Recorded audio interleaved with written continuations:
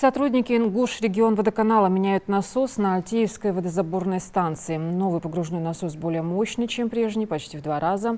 Он дает 120 кубов воды в час. Сейчас рабочие занимаются демонтажом, а потом уже примутся за установку. Меняют насосы частично, чтобы не отключать воду полностью. Всего на Альтеевском водозаборе 10 насосов, к которым подключены жители Назрани, Барсуков, Газиюрта, Плиева. Напомню, ситуацию с водоснабжением в регионе под контролем у главы Ингушетии.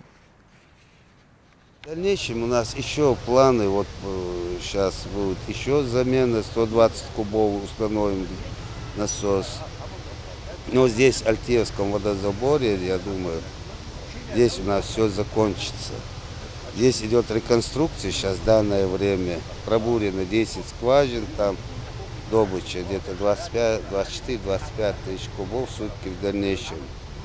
А этот, который у нас были старые скважины, эти мы увеличиваем еще в связи с жаркой погодой.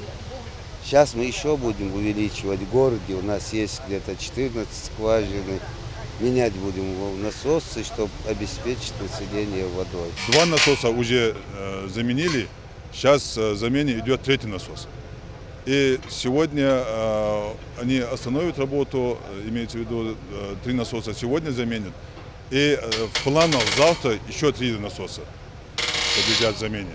И поэтапно добавим мощность воды для подачи для населения.